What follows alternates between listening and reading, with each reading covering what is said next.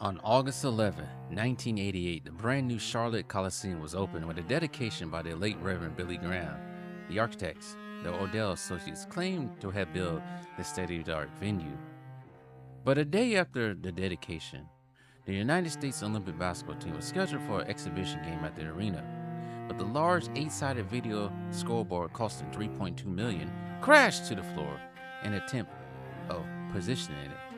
An alternate floor from a different arena in the Charlotte area was to replace the damaged floor for the game. And that's how the Charlotte Coliseum began its existence. A dedication by Billy Graham and the scoreboard crashing onto the floor. What a way to start. To Middleton. Middleton puts up the jumper. Puts it in! Chris Middleton, another clutch shot on these. In the mid-1980s, the NBA began a bloom of expansion teams that would begin operations by the 88-89 season. Those teams would be the Orlando Magic, Miami Heat, Minnesota Timberwolves, and a team in Charlotte. The Orlando Magic we already covered on this channel. Businessman George Shinn, who made his money on entrepreneurship, wanted to bring a team to the Charlotte area. Shinn, a North Carolina native from Kannapolis. That's how it was pronounced. Kannapolis.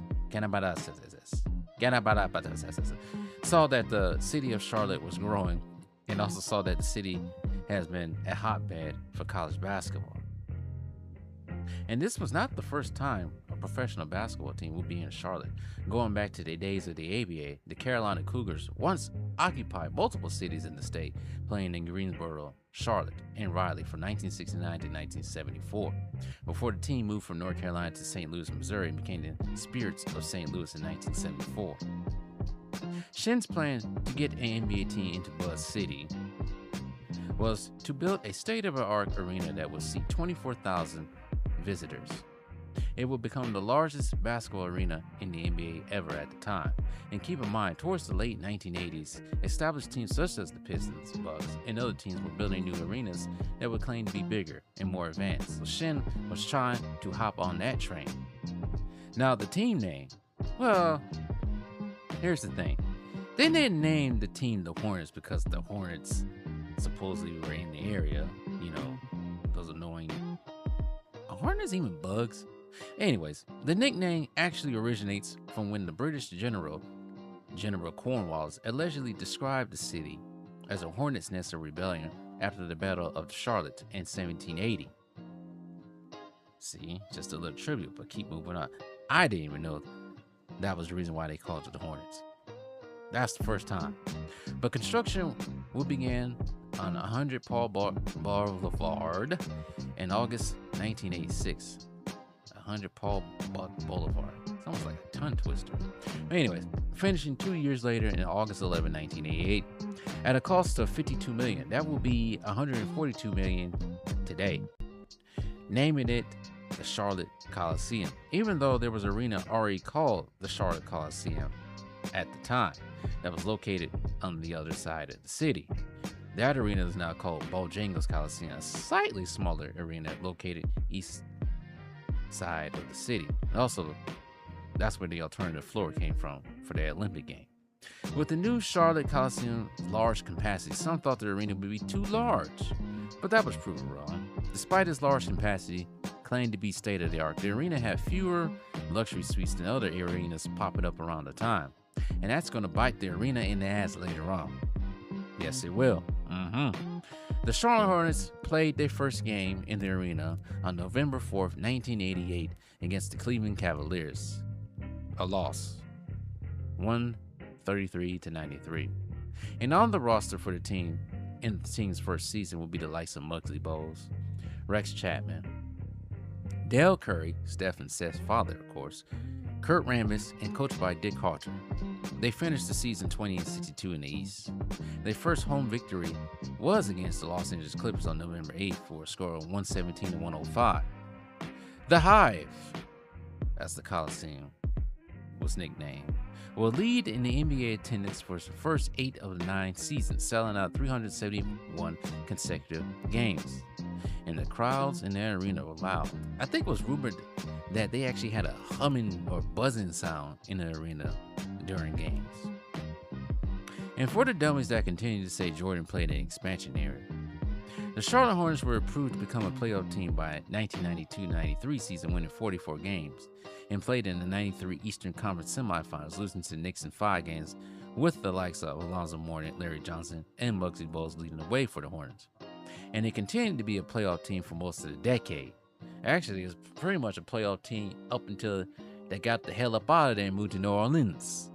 But now, in 1991, the Charlotte Coliseum will host its first and only NBA All-Star game, with the East winning 116-114. Charles Barkley was the MVP. Now, there will be other tenants in this arena, such as the Charlotte 49ers, the University of Charlotte.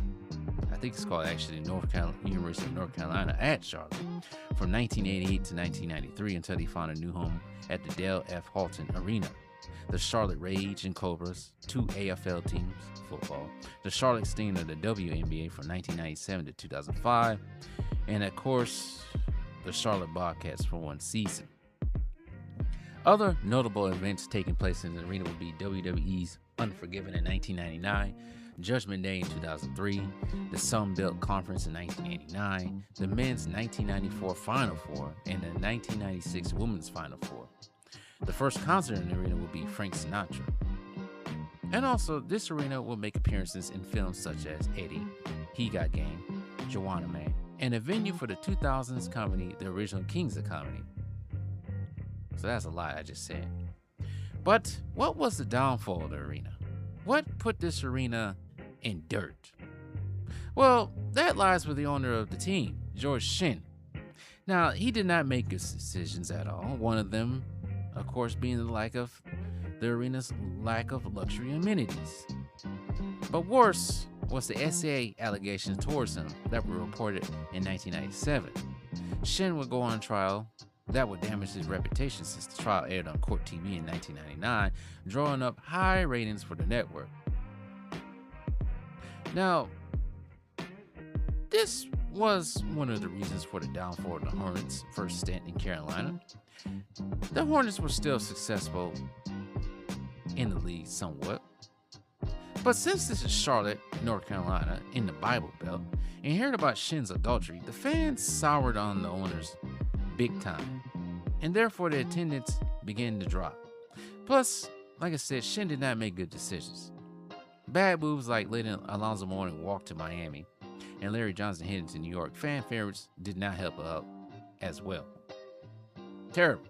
Plus, Shinn himself was starting to hate the arena for the lack of luxury seats. Thus, Shinn wanted a new arena, but the city of Charlotte said, hell no. No new arena. Shinn would move the team out of the city. His decisions either move to Memphis, which didn't work at the time. We should already know why that didn't work, because this is around the same time the Grizzlies decided they wanted out in Vancouver. Other cities that were up, Norfolk, Louisville, and St. Louis, which had an arena set to go in the Enterprise Center, formerly known as the Savas Center. Plus, the media market was bigger in St. Louis. But no, it wouldn't work in St. Louis, because the St. Louis Blues were a priority in scheduling games, so uptown Charlotte became an option. But nah, that didn't work either, because of the city's politics, and they did not want Shinn attached to the team or the arena for his bad behavior. And when I mean city politics, a lot went on.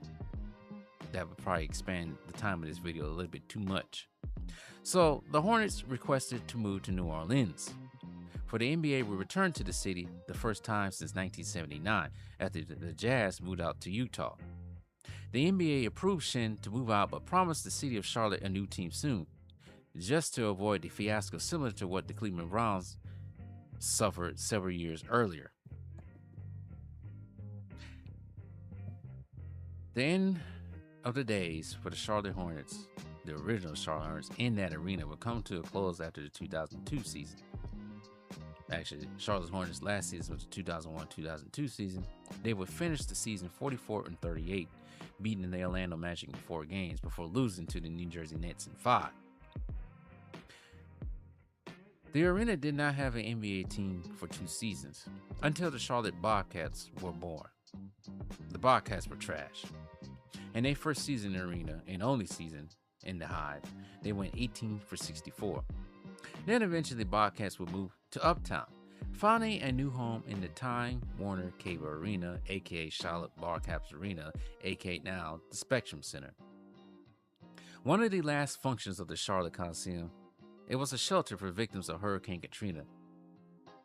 The irony behind that one. On October 26, 2005, actually a couple of days before the closure of Six Flags Astroworld, I don't know why I thought about that, the city of Charlotte closed the Coliseum and was demolished on June 3rd, 2007 by 550 pounds of explosive. By 2013, the Coliseum and all the parking lots except for one were demolished. But the streets leading to the grounds high dry still remained. What replaced the Charlotte Coliseum? Well, a mixed-use development would be construction on the former site called City Park by an Atlanta-based developer called Popeman Land, who bought the land from the city. The development consists of townhouses, apartments, hotels, and restaurants. But there is a plaque honoring the arena that is placed in front of the development. With the arena only being, at the time, less than 20 years old, I would say quite shocking that the arena was blown to smithereens. But then again, lacking functions that needed in an NBA arena, especially when it compared to the Spectrum Center, who had more. Plus, in today's age, NBA arenas tend to be more closer to the city center than what they were in the past in some cities. Some cities had arenas all the way out in the middle of nowhere, like Cleveland. And the arena, Charlotte Coliseum, wasn't that really far away from downtown Charlotte, but it was too far, I guess. It was in the suburbs, but it was actually next to the Charlotte International Airport. Anyways, with such front office moves over the last 20-something years, oh man, the results have been mid for the Charlotte Hornets. As for the memory of the Charlotte Coliseum, well, this is what one former ticket holder said while referring to the Coliseum compared to what he wanted to see with the new arena. The energy in that building is what we're trying to get back into this building, speaking of the Spectrum Center. When you would leave the Charlotte Coliseum, the fans felt like they won or lost. They felt like they played the game. That's what he said.